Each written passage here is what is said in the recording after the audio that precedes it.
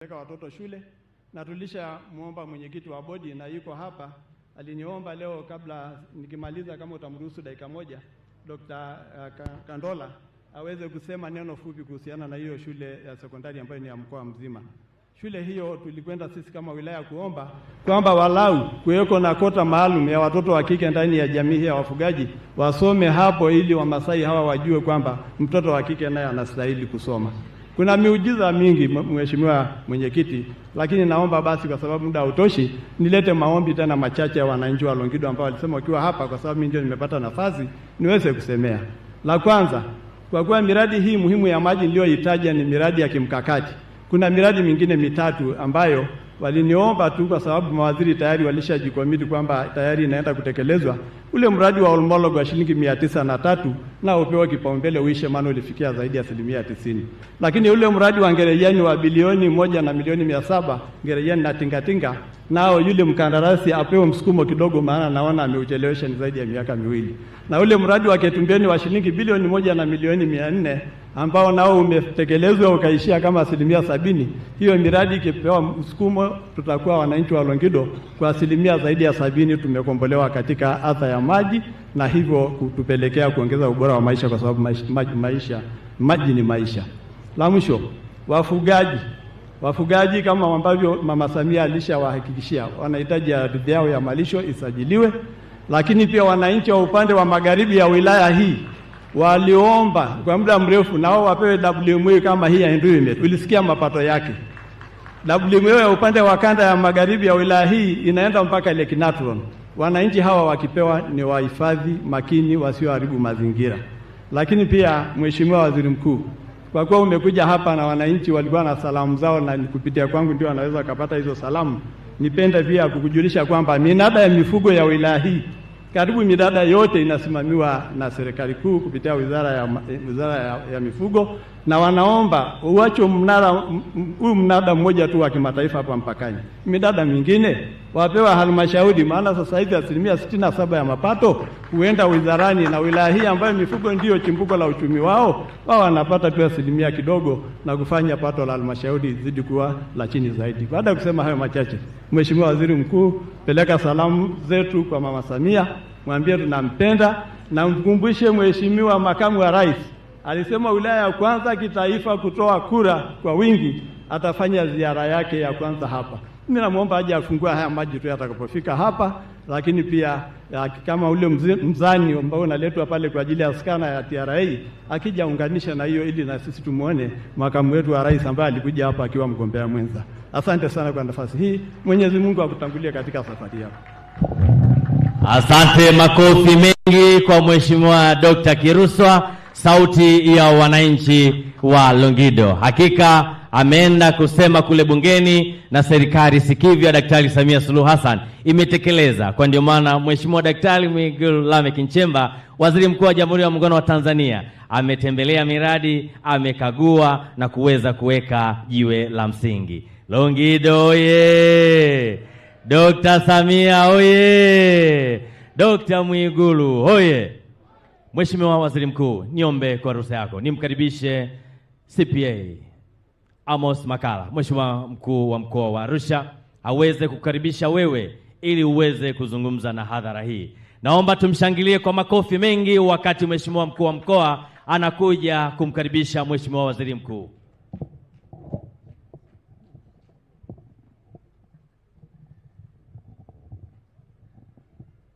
Longido Namanga oye! Hapana, hizo sauti nataka Kenya hapa wasikie. Dr. Samia Suluhu Hassan oye! Dr. Mwigulu Nchemba oye! Tobiko Mwigulu, Tobiko Samia, Tobiko. Asanteni sana. Mheshimiwa Waziri Mkuu wa Jamhuri ya Muungano wa Tanzania Dr. Mwigulu Nchemba, mawaziri wote na manaibu waziri uliofuatana nao, viongozi wa Chama cha Mapinduzi wakiongozwa na mwenyekiti wa mkoa, kamati ya ulinzi na usalama ya mkoa na wilaya, wakuu wa wilaya wote, wabunge wote mlioko hapa na wananchi wote kwa ujumla, na wasalimu kwa jina la Jamhuri ya Muungano wa Tanzania. Mheshimiwa Waziri Mkuu, karibu sana katika mji wetu wa Namanga.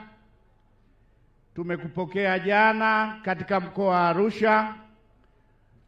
Umetufanyia kazi kubwa kuanzia wilaya ya Rumeru. Umeweka jiwe la msingi, umesikiliza kero, umetoa maelekezo mbalimbali. Wananchi hawa wana hamu sana ya kukusikia. Nataka niulize, wangapi wako tayari kumsikia Waziri Mkuu wa Jamhuri ya Muungano wa Tanzania? Maana yake ni kwamba kama ni kura, mimi sistahili sasa hivi kuendelea kuongea ili mumsikilize Waziri Mkuu.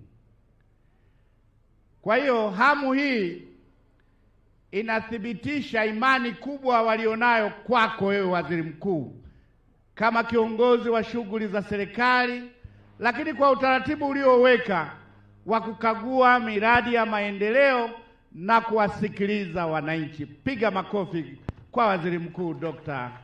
Mwigulu Nchemba. Leo umefanya kazi nzuri toka asubuhi kule katika kata ya Sinya, mradi wa maji, umezinduka shule na umekuja katika kituo cha forodha hapa Namanga. Umefanya kazi kubwa. Mimi kama kiongozi katika mkoa, kwa niaba ya viongozi wote na watendaji, tunakushukuru sana kwa kazi kubwa uliyoifanya, na tunakuahidi kwamba maelekezo yako unaoendelea kuyatoa tutayafanyia kazi kwa haraka sana. Lakini la pili ni kuhakikishie, hapa tuko Namanga, kama mwenyekiti wa kamati ya ulinzi na usalama, ni kuhakikishie tuna ushirikiano mzuri kati ya Tanzania na Kenya. Tuna mikutano ya ujirani mwema na tunaenda mbali zaidi, hata michezo na mabonanza kati ya watu wa Tanzania na Kenya tunaifanya kupitia wilaya ya Longido. Kwa hiyo hali ya usalama ya mpaka wetu na Kenya ni salama, na kama ulivyosikia, shughuli za biashara katika mpaka huu ni kubwa. Siri ya mafanikio ni utulivu. Wananchi hawa wanapenda amani, na amani na utulivu imewafanya waendelee kufaidika na kukaa katika mpaka huu. Jipigieni makofi tafadhali. Mheshimiwa Waziri Mkuu, kabla sijakukaribisha, naomba nimkaribishe mwenyekiti wa bunge. Mwenyekiti wa bunge, yani kama spika hayupo, ana zamu ya kukaa pale kwa wabunge wote. Na bahati hiyo tumebahatika, anatoka katika mkoa wa Arusha, Mheshimiwa Pareso. Pareso, njoo usalimie kidogo.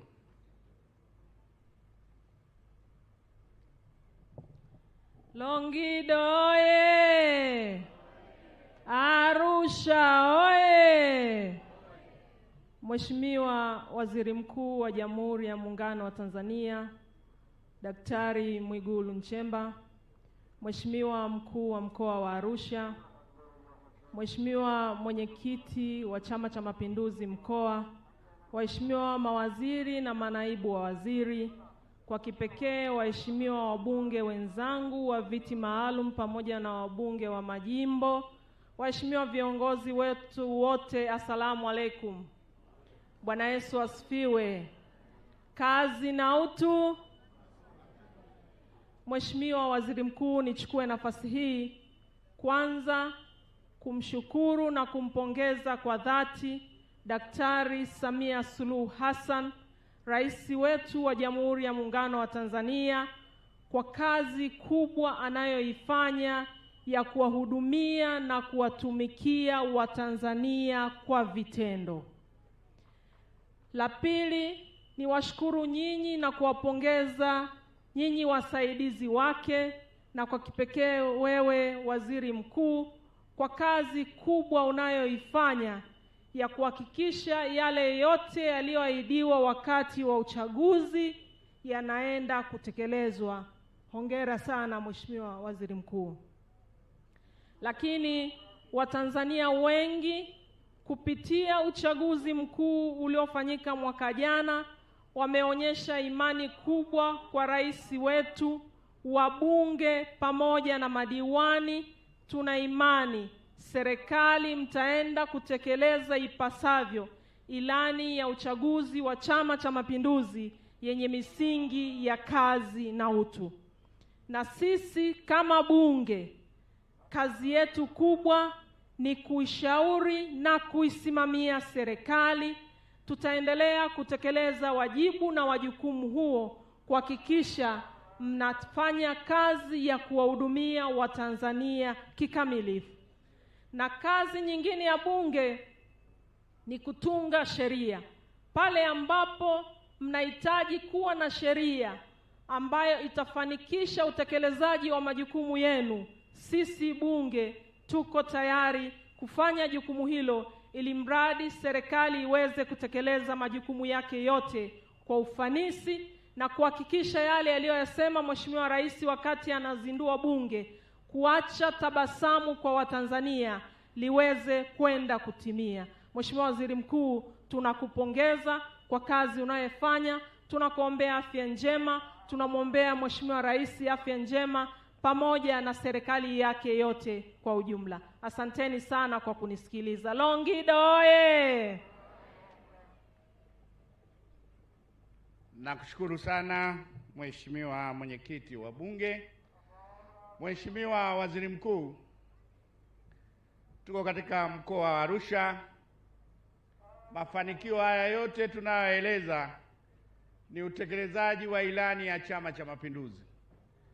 Kwa heshima, tupate salamu za mwenyekiti wa Chama cha Mapinduzi mkoa wa Arusha. Karibu sana, utoe salamu.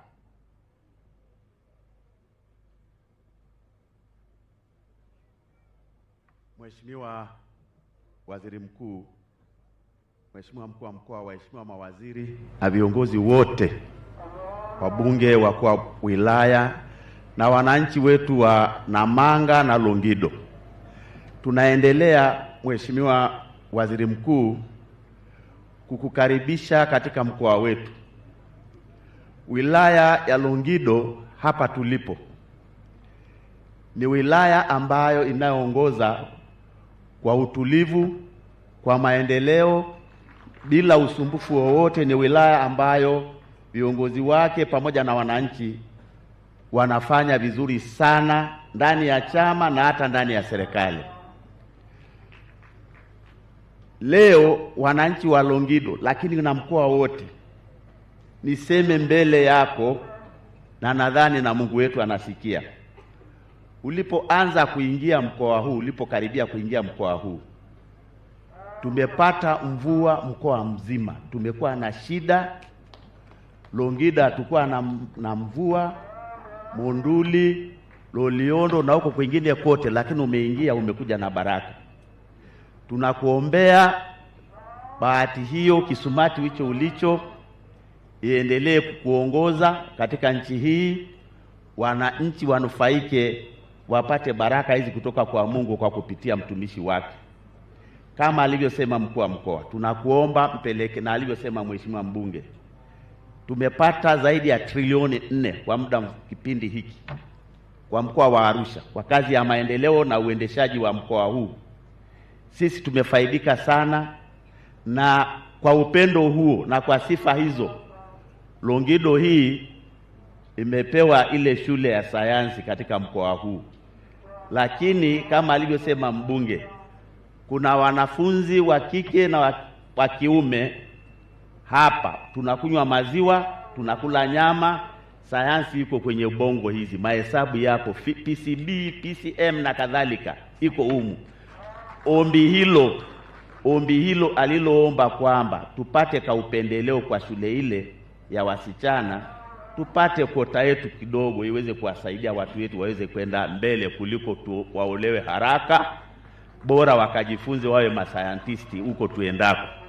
Tunaomba kukukaribisha, tunakutakia kila laheri. Kwa kweli tunakuombea kwa Mungu, kwa sababu tumeanza kusikia msukumo ule aliokuwa naye waziri mkuu mstaafu Sokoine aliyeondoka duniani. Alikuwa ana matumaini kwa wananchi, na wewe tangu uingie kazini hapa katika nchi hii kuwa waziri mkuu, kila mtu anataka akuone, akusikie, kwa sababu unatatua kero zao hapo hapo. Tunakuombea na kukutakia kila laheri. Tuko pamoja na wewe. Asante sana. Namanga oye! Longido oye! Anyosheni mikono. Wangapi wako tayari sasa msikilize waziri mkuu na mimi niondoke hapa? Haya, kura zimenikataa. Mheshimiwa Waziri Mkuu, karibu sana uongee na wananchi hao. Naomba tunyanyuke wote wakati Mheshimiwa Waziri Mkuu anakuja kuzungumza nasi. Ya tukae. Rasobae. Kaya. Sina inali. Anasobae ngigwana.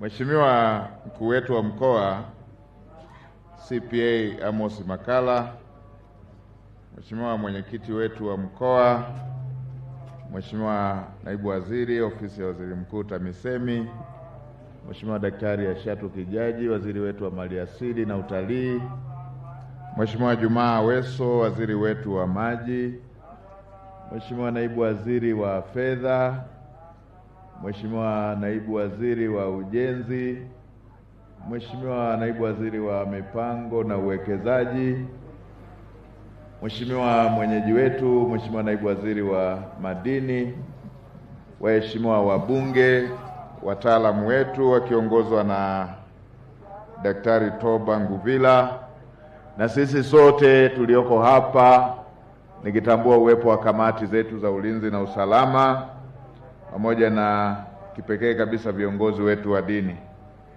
Nimekuja kwenye ziara yetu ya kazi baada ya kuwa tumepita mkoa wa Tanga, Kilimanjaro, na leo tumekuja hapa. Na kama alivyotangulia kusema mkuu wetu wa mkoa na mwenyekiti wetu wa chama, nitawaletea salamu na baada ya hapo nitatoa fursa ya kuwasikiliza.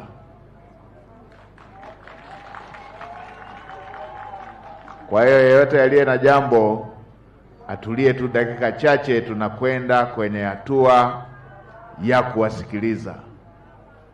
Kwa nikianza na la kwanza, niwaombe mpokee salamu kutoka kwa jemedari wetu Daktari Samia Suluhu Hassan. Nilimuaga kwamba nitakuwa Longido, nilimuaga kwamba nitakuwa Namanga, akanituma niwasalimie sana. Pokeeni salamu za upendo, pokeeni salamu za pongezi, anatambua kazi kubwa mnayofanya. Lakini pia mpokee salamu za makamu wa rais Balozi Daktari Emmanuel Nchimbi, na yeye yuko katika majukumu mengine ya kumsaidia Mheshimiwa Rais. Na kadhalika mpokee salamu kutoka kwa Rais wa Zanzibar. Kama mnavyojua nchi yetu ni ya muungano, na yeye yupo katika majukumu mengine ya kujenga nchi yetu. Ama baada ya salamu, nina furaha kubwa sana kuambia nimepita kwenye miradi ndani ya wilaya ya Longido. Nimekwenda kukagua mradi wa maji na nimekagua shule. Nikiri kuridhishwa na ubora wa miradi hiyo iliyotekelezwa. mradi wa shule, nimeona mabweni, nimeona jengo la utawala, nimeona madarasa, nimetajiwa na idadi ya walimu na maendeleo yanayokuja katika eneo hilo, na nimejaribu kutetateta kidogo na wanafunzi, wakanionyesha na wenyewe kuridhika na hali ya shule. Lakini pia nimekagua mradi. Pongezi ziende kwa Daktari Samia Suluhu Hassan kwa mradi ule wa maji. Ninyi wana Longido mtakumbuka, mimi nilikuja kuzindua kampeni ya Daktari Kiruswa na tulifanyia pale makao makuu ya wilaya. Hoja moja mliosema wana Longido kwamba mnahitaji ifanyiwe kazi ilikuwa ni maji. Na ninyi mnakumbuka, imepita miaka kadhaa tukiwa tunahangaika kuhusu wapi tupate chanzo cha maji. Na ninyi mnajua kwamba kwa wilaya hii ya Longido katika maeneo mengi maji hayapatikani karibu ukiechimba chini. Hata pale palipochimbwa nimeelezewa ni viwanja vitatu vya mpira.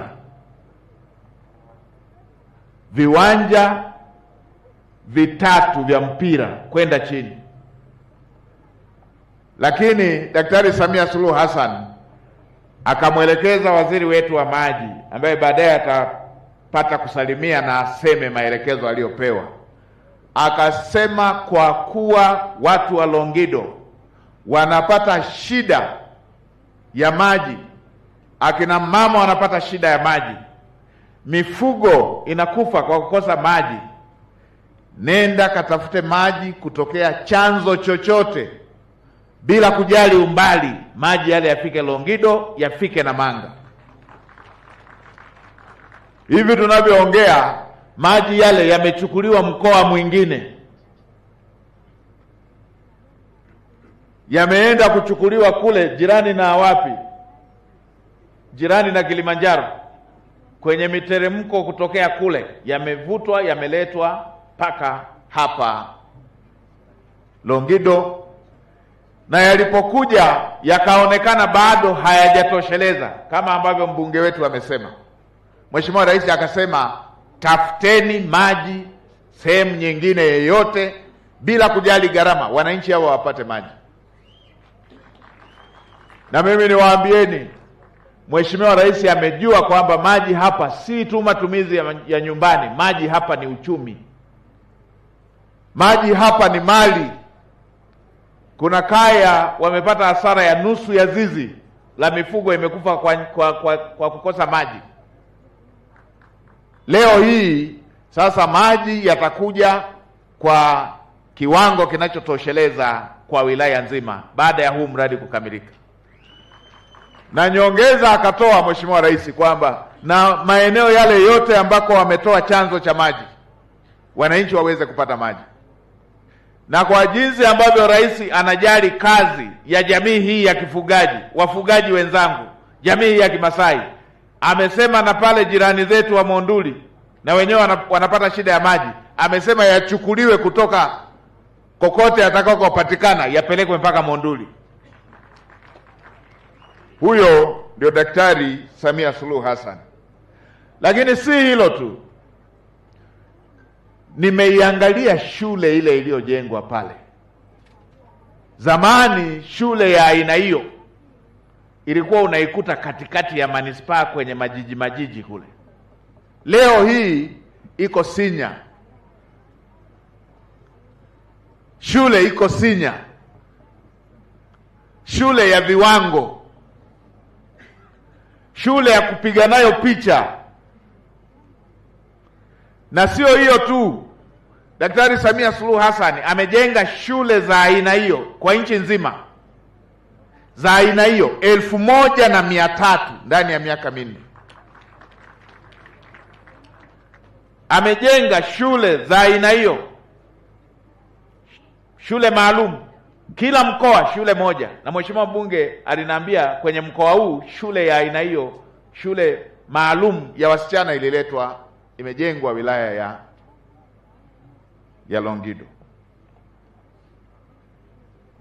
Hii ni kazi nzuri na imefanyika hivyo katika sekta zingine pia, tukiwa na zaidi ya hospitali 119 kwenye kila wilaya ambayo haikuwa na hospitali. Hilo ni jambo linalozingatia, linalojali kauli mbiu ya utu, kujali afya za Watanzania. Vituo vya afya zaidi ya 649, zahanati zaidi ya 2700, ili watu wetu waweze kupata tiba, waweze kupata matibabu karibu na pale wanapoishi. Yamefanyika na mengine mengi kwenye upande wa huduma za kichunguzi, kukiwa na CT scan kila hospitali ya mkoa, kila mkoa ukapata ya kwake. MRI kila hospitali za rufaa na za kanda, ili wananchi wapate huduma bora za kichunguzi. Tumepokea hoja ambazo Mheshimiwa mbunge amezisema. Zingine zinahusisha Wizara ya Mifugo.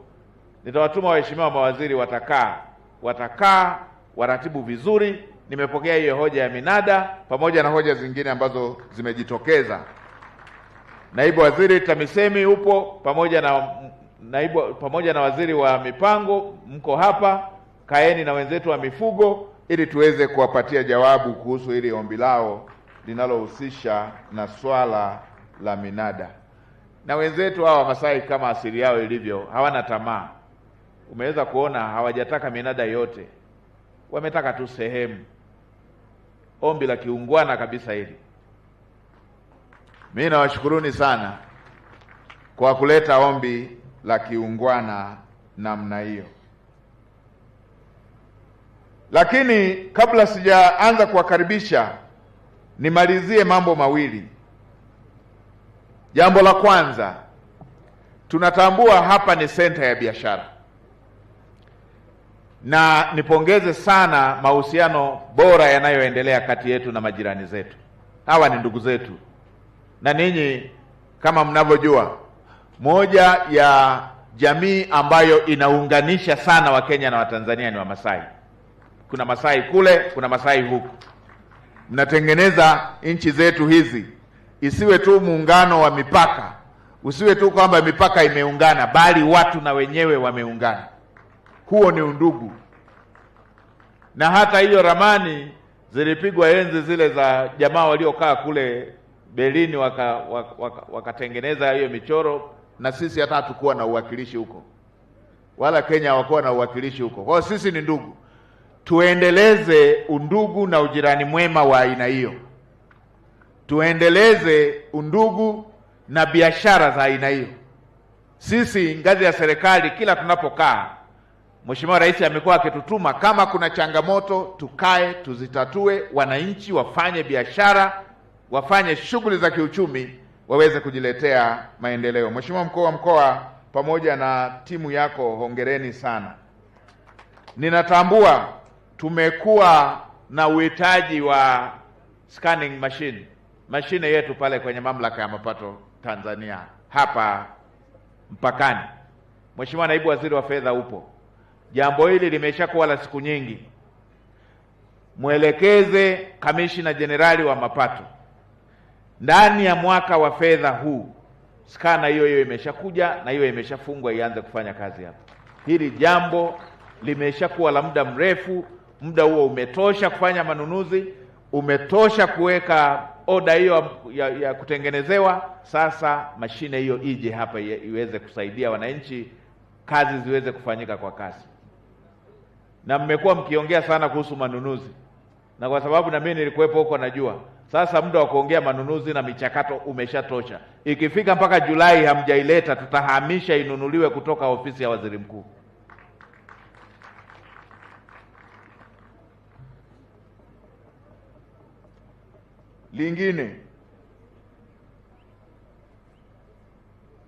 Lingine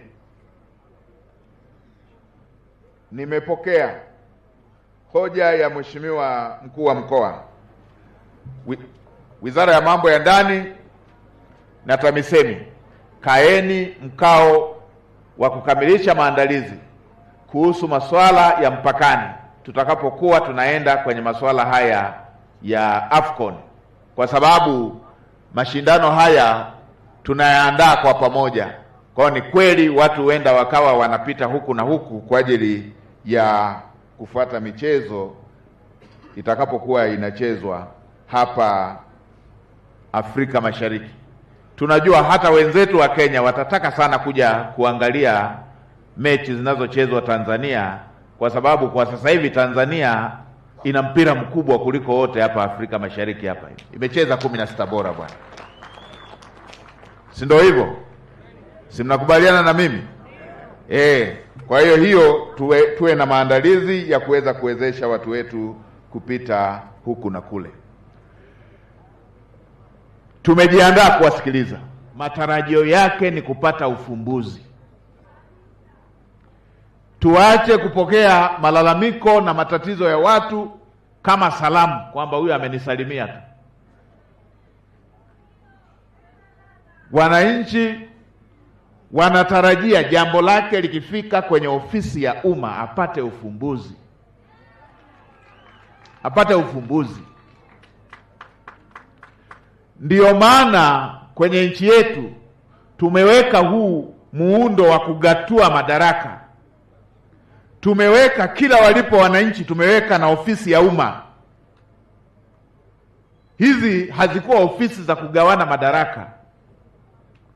Hatukuanzisha ofisi nyingi za umma ili tugawane vyeo.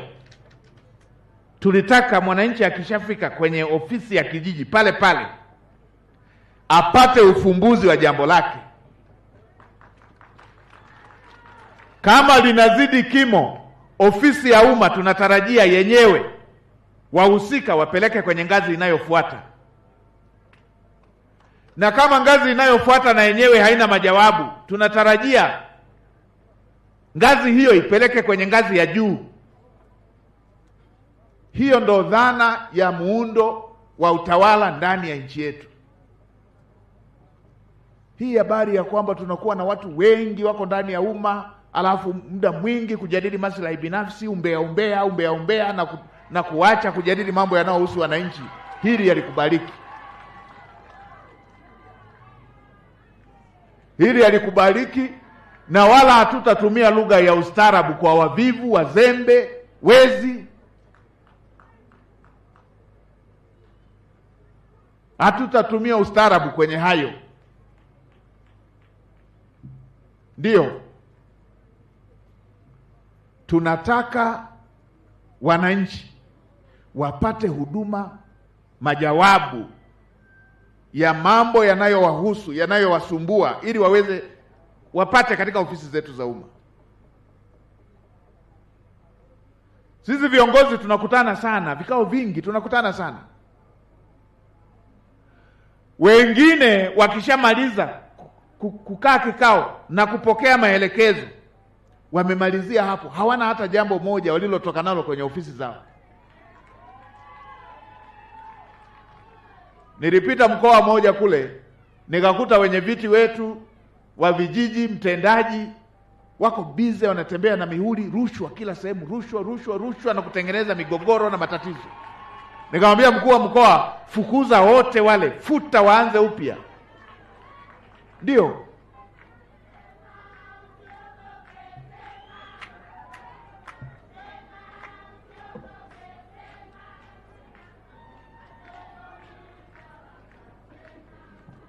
Asanteni sana. Na sisi wafugaji hatuogopagi kitu. Yaani usiogope simba afu uje uogope mvivu huko. Hakuna kuogopa. Karasuba yangi gwana. Ashe. Kwa hiyo haya nayasema, na napita kwenye ziara na nafanya kusikiliza watu. Hii isiwe ratiba ya ziara. Hii isiwe ratiba ya ziara. Hii iwe ratiba ya serikali ya kusikiliza watu na kutatua kero. Ndo maana halisi ya kuwa na ofisi za umma.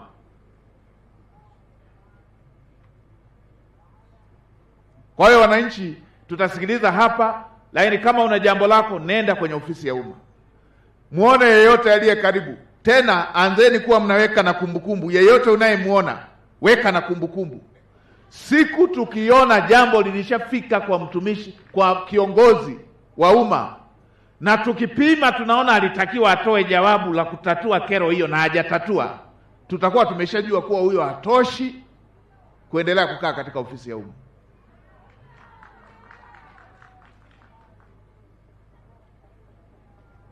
Ndio. Kwa hiyo niwaombe mridhie tupate hoja kwanza, ndipo tuwaruhusu waheshimiwa mawaziri kusalimia na kujibu. Nilishaona yule pale, sogea hapa, sogea, mpeni maiki yule pale. Mpeni maiki huyo hapo. Nilimwona na ndugu mmoja pale, alikuwa wapi yule? Haya, na wewe nenda pale. Na yule mama.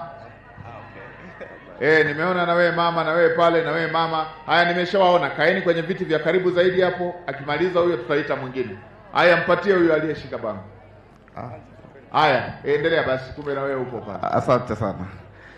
Awali ya yote nakushukuru sana Mheshimiwa Waziri Mkuu wa Jamhuri ya Muungano wa Tanzania, Daktari Mwigulu Nchemba. Kwa majina yangu naitwa Daktari Isaac Kandola. Natoka chuo cha Nelson Mandela, lakini ni mwenyekiti wa bodi ya Longido Samia Secondary School kama ulivyo tangulia daktari kaka yangu Kiruswa kukuelezea. Hapa tunapita na tunaendelea.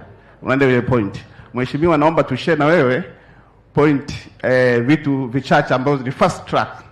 Umenikabidhi shule, ofisi ya mkuu wa mkoa naishukuru sana kwa kukabidhi shule, na lengo la chuo cha Nelson Mandela ni kuendeleza jamii za kifugaji. Na mimi ni mfugaji. Nitaongea haraka katika executive summary. Naomba mnaandika twende haraka. Cha kwanza kabisa ambayo nataka nifanye fast track, nina form 6 wasichana ambao ni kifungua mimba tuseme wa shule yetu, ambao wamekuta shule inatengenezwa na kuna hali fulani tumechelewa.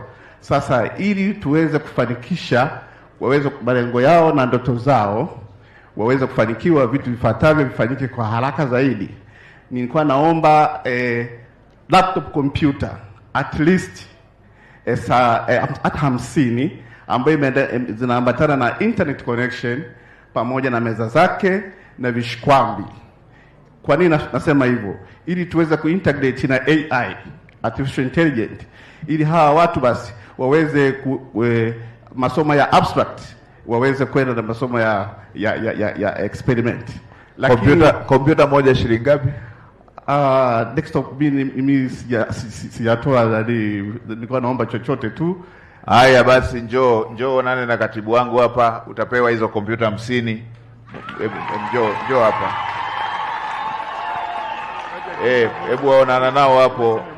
Mheshimiwa, onana nao hapo. Katibu, ongea na wenzetu wale wenye nani hizo tunazopeleka mashuleni, tuwapatie hizo kompyuta 50. Asante sana Mheshimiwa Waziri Mkuu, waheshimiwa mawaziri akiwepo Waziri wa Maji Jumaa Aweso, Naibu Waziri Mkuu, Mheshimiwa Mkuu wa Mkoa, Mheshimiwa Mkuu wa Wilaya, wabunge akiwepo mbunge wetu Kiruswa na wananchi, itifaki imezingatiwa. Kwa majina naitwa Habib Mohamed, na bahati nzuri mimi ni mtaalamu wa mifugo ambaye nimejitolea kata ya Namanga kwa miaka 7. Mheshimiwa, mimi nimesoma shule ya msingi hapa Namanga, nimesoma shule ya sekondari Namanga, na nina hoja 3 za msingi. Hoja ya kwanza, ningependa kuongea kwa niaba ya vijana wa wilaya ya Longido na hususan pia vijana wa Namanga. Mheshimiwa, sisi vijana tuna changamoto. Tuliosoma ni wachache na tunapitia taratibu nyingi na masharti mengi kufikia ndoto zetu, hususan pale tunapokuwa tumeandaa mipango kazi na kutafuta mitaji. Kwanza tuna changamoto ya utaalamu.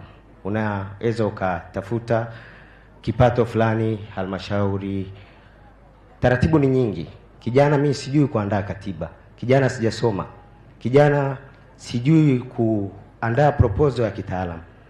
Kwa niende moja kwa moja kwenye hoja, ningeomba Mheshimiwa Waziri Mheshimiwa Waziri Mkuu, kwa nafasi yako tutengenezewe njia rahisi ya kupata ile mitaji, na sio mitaji tu kwa maana ya mtaji wa kifedha.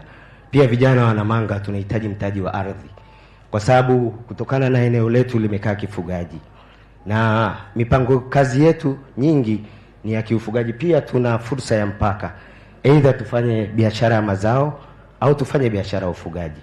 Lakini sasa inaweza kachukua mlolongo miezi 6, tunajichanga 500, 1000, 2000, nauli kwenda Longido kurudi, ni mgogoro wa muda mrefu. Mpaka unakuja kupata ule mtaji inakuwa tayari umeshachoka. Ningeomba Mheshimiwa Waziri Mkuu, vijana turahisishiwe, na nashukuru mbunge wetu yupo. Pia tutengewe ardhi kwa ajili ya vijana maalum, na tufanyiwe assessment, na sisi wataalamu tutashirikiana na vijana wenzetu ambao hawajasoma kuhakikisha kwamba lile jambo linafanikiwa na ule mtaji tuliopewa tunarudisha. Hoja yangu ya pili, Mheshimiwa, wenzetu wataalamu wa teknolojia wanasema AI, artificial intelligence, lakini sisi wataalamu wa mifugo tunasema artificial insemination. Tunaomba kama tutapata wilaya ya Longido at least kituo kimoja cha uhimilishaji ili kuboresha ubora wa mifugo yetu, kwa sababu mfano mfugaji anaweza kawa na mifugo yake, ng'ombe ameingia kwenye joto, mpaka uende Usariva Nike uje ile mbegu inakuwa imeshaharibika.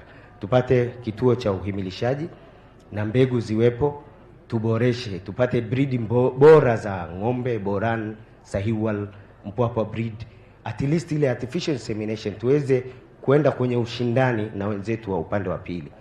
Na hoja langu la tatu, kwanza jirani zetu kweli wametuzidi, vijana wako mbele, wana maghala maalum kwa ajili ya kuhifadhi mazao yao. Mheshimiwa, kama kipindi cha mvua kijana wamekusanya mahindi, kuna unyevunyevu, hatuna mipangilio maalum kwa ajili ya kuhifadhi zile mazao zetu. Wenzetu jirani zetu tunaishi nao vizuri, wana maghala maalum na wametengewa na serikali yao, na sisi tupate eneo kwa ajili ya kuhifadhi mazao ili kusudi tukiweza kuvusha mpakani tuweze kushindana na wenzetu kibiashara. Ni hayo tu, asante sana. Haya, nakushukuru sana. Pamoja na kuwa umeeleweka vizuri, lakini njoo pia uandike jina na namba ya simu ili ukitakiwa ufafanuzi tuweze kukupigia. Sasa sijui tupokee yote kwanza ndo yajibiwe kwa pamoja.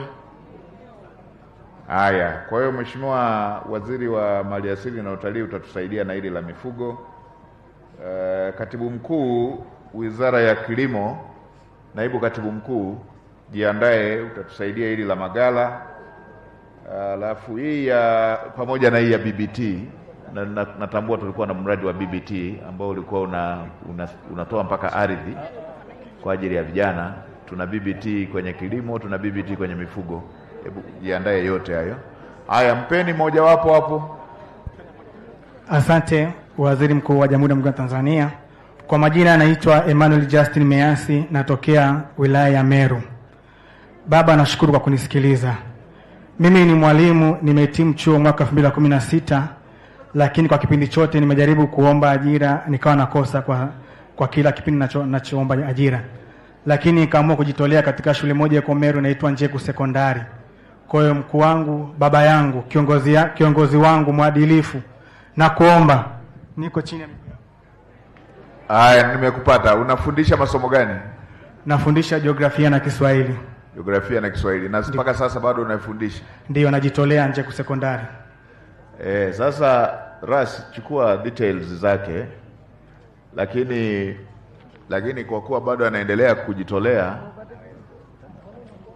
nadhani mapato ya ndani mlipeni sambamba na sawasawa na wale wanavyolipwa wale wanaofundisha walioajiriwa.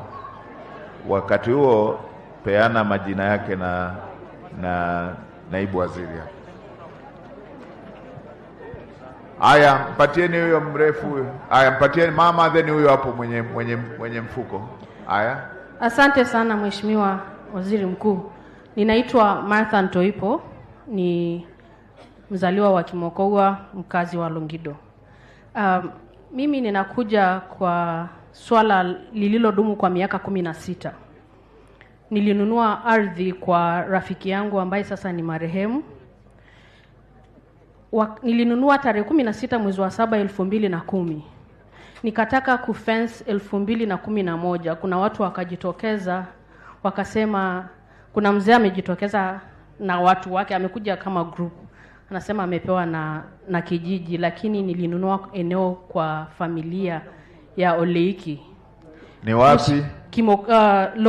Longido. Mheshimiwa, nimezunguka, nimeenda kila mahali, explore options zote. Nimeanza kwenye kata. Kesho asubuhi unaenda kuomba minutes, hazionekani. Na nimekuwa belittled, nimekuwa disrespected for so long. Nimevumilia.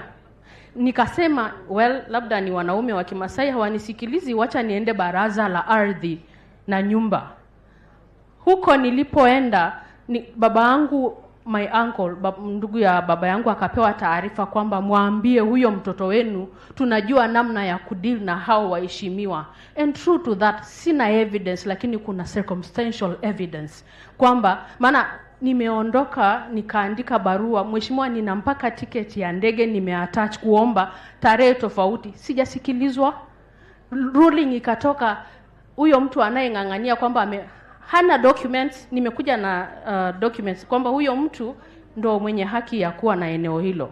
Na bado nikaambiwa nilipe over 4 million Tanzanian shillings kumlipa huyo juu ya kuchukua eneo langu.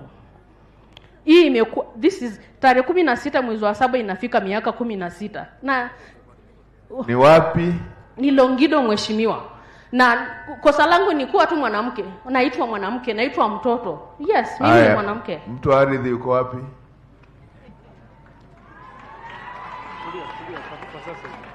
Mtu wa ardhi yuko wapi? Afisa wa ardhi wa wilaya yuko wapi? Unalifahamu hili jambo? Hebu chukua maiki hapo tuambie.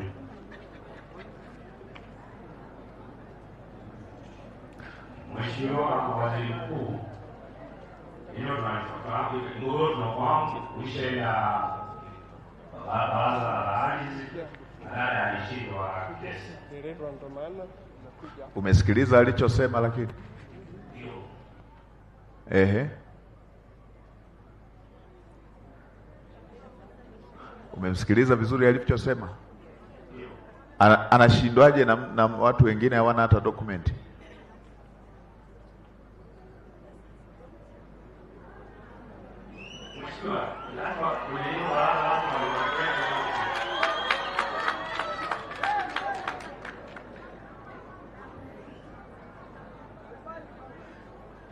Amenunua,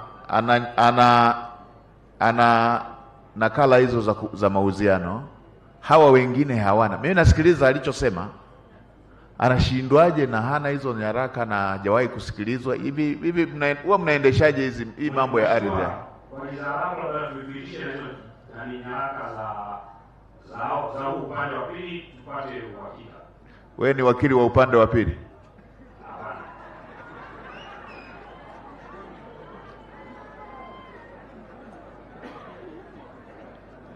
Nani kaendesha hilo jambo?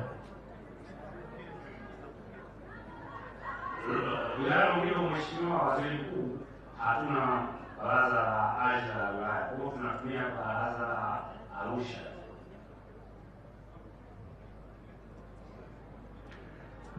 Ninyi watu wa ardhi na baraza lenu hili ama baraza yenu haya, ngoja nisisemee hapa hiyo ya ardhi na mabaraza. Hebu mpatie msikilize tena upya hapo.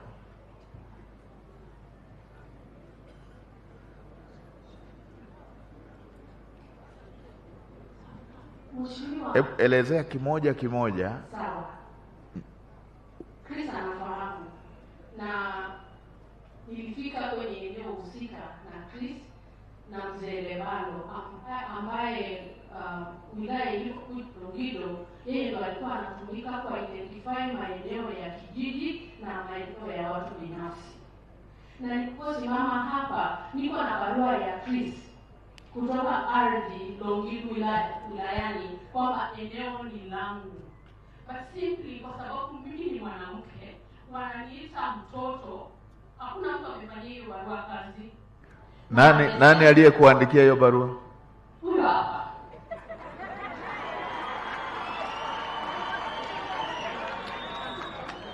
Na mheshimiwa amesema hakuna baraza la the Land and Housing Tribunal. Nimeenda Arusha kweli, na ndio nimesema wakati tunaendelea na kesi nilikuwa observer wa Climate Investments Fund, kwa hiyo ilibidi niende Washington DC. Nikaandika barua kwa sababu tarehe ya hiyo kesi ingefika wakati niko US. Nikaandika barua, attach mpaka flight itinerary. Ninafika naambiwa kesi imeamriwa. Mheshimiwa, sikusikilizwa. Hiyo ndio inaniumiza. Hata hiyo tribunal haikunisikiliza. Na niliambiwa unaenda bure, maana tunajua cha kuwafanya. Na message amepewa baba yangu, si hearsay, ni kitu nimetumiwa taarifa. Na kweli sikusikilizwa. Na juu nikaambiwa nilipe 4.something million kwa hao watu juu ya kuchukua ardhi yangu. Na kingine mheshimiwa, nikakata rufaa. I still wanted to have faith in the system. Nikakata rufaa. Huyu ambaye amepewa kesi kusikiliza akaniambia, wewe unafikiria mimi nitakusikiliza tofauti na yule alipita? Nikajua kweli hawanisikiliza. Hapo ilikuwa wapi? Ilikuwa wapi? Land and Housing Tribunal Arusha.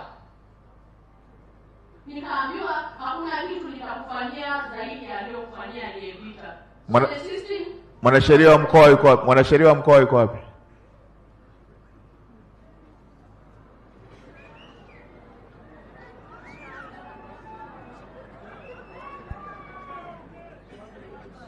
Yuko wapi?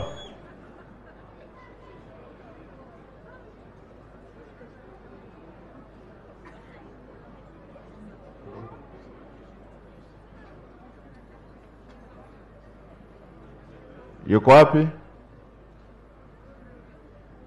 Ndio wewe hapo? Sio yule. Mwenyekiti wa baraza naambiwa yupo aliyeamua. Mwenyekiti wa baraza yuko wapi? Mwenyekiti, hebu tuambie hapo. Mmeamwaje bila kusikiliza? Ndio mnavyoamwaga hivyo. Pande mwingine umekuja au hujaja? Wewe kwa nafasi yako ni nani? Mimi ni mwenyekiti wa baraza la Arusha. Hebu tuambie. Hii kesi sikumbuki vizuri sababu kwa vitu viwili.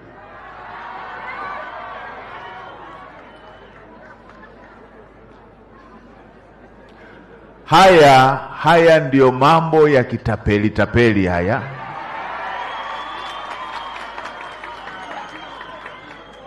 Haya ndo mambo ya kitapeli haya.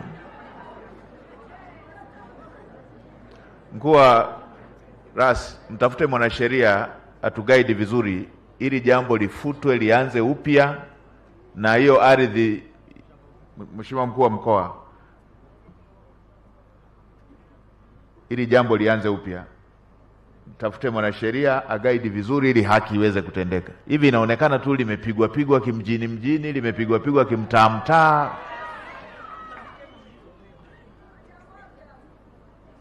Kwa hiyo hebu RAS tusaidie mwanasheria atuguide vizuri ili tusivunje sheria, utaratibu mzuri wa huyu mama kutendewa haki yake. Wewe kamishna, wewe ni mwanasheria, mnafanyaje mambo kiuniuni hivyo?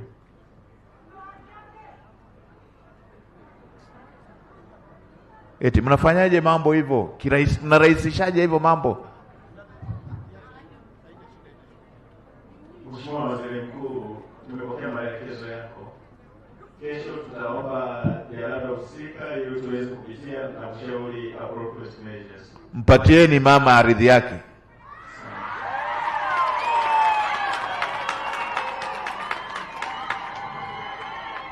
kama mmekula hela ya wale wengine, watafutieni ardhi yao.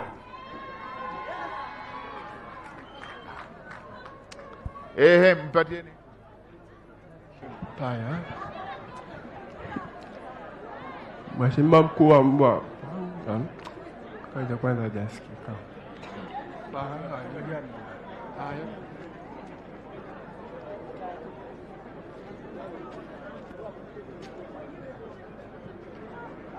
Mpatieni mic.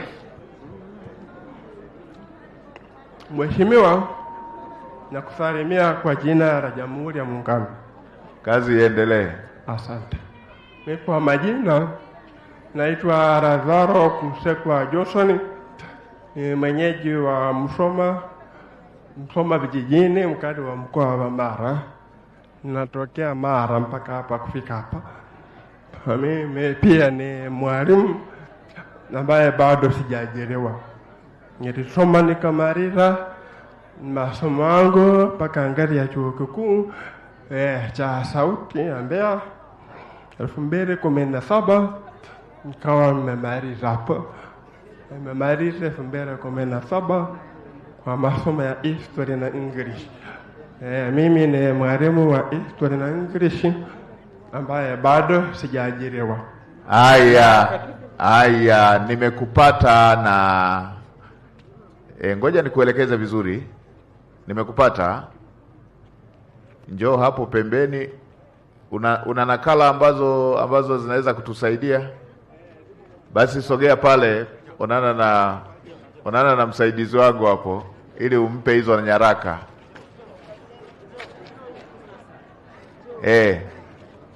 Tunafupisha ili tuwasikilize wengi. Msikilizeni vizuri mpate na nyaraka zake. Haya, mpatie mzee hapo asisimame sana.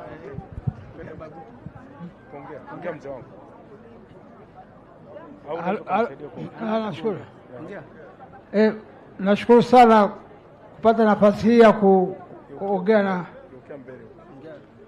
kuongea na waziri mkuu. Nashukuru. Na mimi na matatizo ya macho, sioni. Sasa nimepata matatizo ambayo mengine ambayo ni pressure na sukari. Sasa na binti yangu ambaye ndiye aniongoza tangia utoto wake. Sasa amepata nafasi ya kusoma mpaka akafikia katika hatua ya kumalizia kupata cheti cha akafuzu shahada ya ualimu. Kwa muda mrefu kutangia 2018 mpaka sasa hivi hajapata ajira. Kwa hiyo bado ananitegemea. Yuko wapi? Ndiye ameleta hapa. Sasa alipata nafasi katika huku wilayani, wakampa nafasi ya kufanya kazi ambayo ni ya mkataba. Kwa hiyo anangojea kama atapata ajira basi apate ajira, lakini bado hajaajiriwa. Haya, nenda pale nenda pale tu uweke nyaraka zake na mawasiliano yake, atapigiwa ili aweze kusaidiwa. Nenda pale kwa makatibu.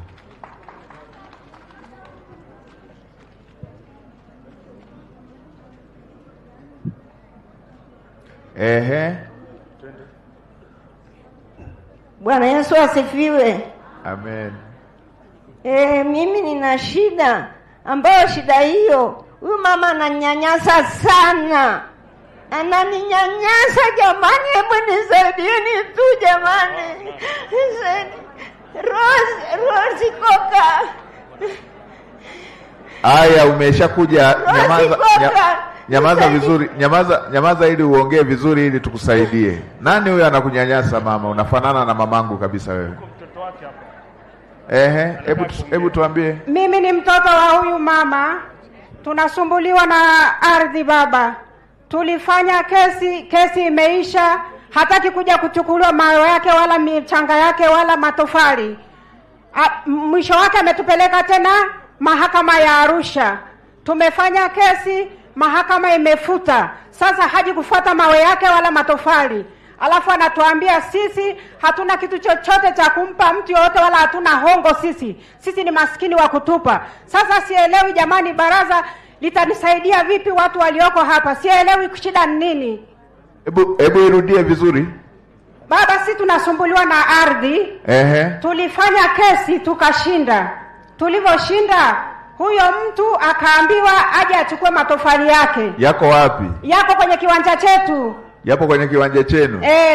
Na ninyi mlishashinda? Tulishashinda. Iko wapi? Kiko wapi kiwanja hicho? Kiwanja kiko Buguruni. Buguruni? Buguruni hapa karibu na Buguruni hapa na Manga. Hapa na Manga. Baba. Ule afisa ardhi unalifahamu hili? Hukumu imeshatoka, kwa nini hamjamwambia huyo achukue tofali zake? Tuambie. Mheshimiwa Waziri Mkuu, ni kweli bibi yetu alikuja akaripoti kwamba kuna mtu amevamia anaitwa Rose au maarufu kama Mama Mtumba. Tukishirikiana na ofisi ya mkuu wa wilaya tulienda tukakuta hilo eneo kweli Rose amevamia. Tulifikia sio pale tuliondoa hiyo nyumba alikuwa ameanza kujenga, tukaibomoa na tukamruhusu mama aendelee kuishi hapo. Lakini Rose akaja kushtaki kwenye timu tena ya Mheshimiwa Rais Samia Legal Team, nayo wakamshinda. Akaenda tena kufungua kesi Arusha, lakini wale mawakili wa Samia Legal walitusaidia na wanamwakilisha bibi mahakamani. Lakini kama halmashauri tunamtambua bibi huyu ndio mmiliki wa ile. Ninyi ndo ardhi ndo mnamtambua kwamba ndo huyu ndo mmiliki. Zile tofali ziondoeni, pelekeni kwa mkuu wa wilaya pale, aje azichukulie hapo. Mkuu wa wilaya, kesho tafuta tipa, nenda kachukua hiyo, weka hapo kwa mkuu wa wilaya. Mambo ya kusumbua watu wanyonge. Kwa hiyo wanaangalia, wanajua huyu mama atakosa nauli tu, mwisho wa siku wanajua atakosa nauli, ataacha tu.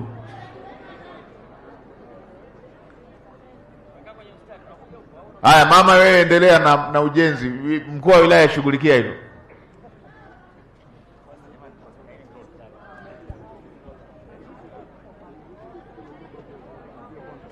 Asante Mheshimiwa, mimi naitwa Tamali